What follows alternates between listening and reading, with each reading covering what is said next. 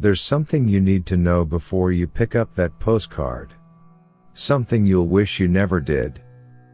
It started with the rain. Every night, as the clouds gathered, and the wind picked up, the postcards began to arrive.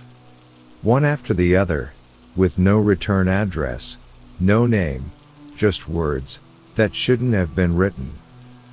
Jenna hadn't seen her brother Tim in nearly 10 years. The last time she saw him, it was at their grandmother's funeral. He vanished after that, as though swallowed by the world. No one ever heard from him again. Until the postcards started coming. It wasn't just the postcards that got to Jenna. It was the rain. The relentless, heavy downpours that soaked everything, turned the streets into rivers, and left a chill that didn't seem to go away. But that wasn't the worst part. The worst part was the handwriting. It looked like Tim's. Jenna could recognize his messy, hurried scrawl anywhere. But he was gone. The first postcard, dated a few days ago, arrived with a simple message: "I'm not where you think I am." She didn't know what to make of it.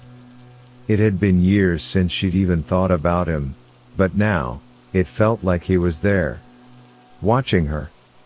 And that was just the first one. Days later, another postcard arrived. This time, the message was longer. "I'm trying to find my way back, but it's not safe here. Don't follow me." The words sent a shiver down her spine. What was this? Was Tim in danger? But Jenna had to know. There was no way she could let it go. She looked at the back of the postcard. There was no postmark, no indication of where it came from, except for the stamp. A symbol she recognized from years ago, a strange, twisted symbol her brother had always doodled as a child. She thought about asking the police, but what would they think? A grown woman coming in with postcards from a missing person that no one could trace? The next stormy evening, Jenna found herself pacing the living room, the sound of rain beating against the windows. The eerie quiet felt wrong, unnaturally quiet, like the world outside was holding its breath. Suddenly, the doorbell rang. Jenna's heart skipped a beat. She hadn't been expecting anyone. She glanced at the clock, nearly midnight. Hesitant, she moved toward the door. When she opened it, there was nothing there. Just another postcard, resting on the doorstep. Her hands trembled as she picked it up. The same scrawl, but this time, the words were different. "I tried to warn you. It's too late now. You're already too close."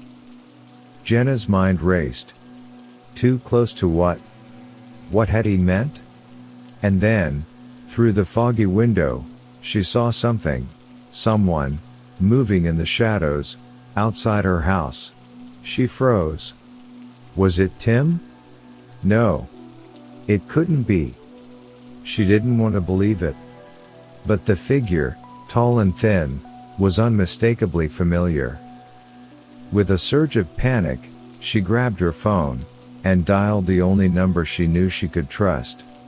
But the call wouldn't go through. The phone line was dead. She tried again. And again. But it was no use. Jenna backed away from the window, her mind reeling. She had to get out, had to leave the house, but her feet felt like they were cemented to the floor. The postcards kept coming, each more urgent than the last. As the storm raged outside, she couldn't escape the feeling that something was coming for her. Something from the other side of the world. Or something far darker? Maybe it had always been there. Waiting. And she had no idea how to stop it. She had been warned. But would it be enough? If you're still here, you might want to subscribe. before something else shows up.